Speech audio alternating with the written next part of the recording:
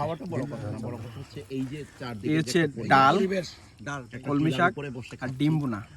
আর আমাদের লোকেশনটা হচ্ছে একটা পাহাড়ের প্রান্তিক উপরে এবং ন্যাচারাল ভিউ নিয়ে। আপনাকে ধন্যবাদ। আর কিছু বলার নেই আমার।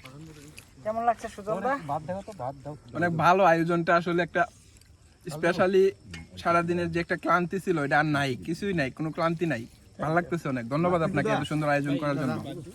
পাহাড়ের উপরে এইভাবে আমরা খাবো আমি কখনো কল্পনাও করতে পারিনি।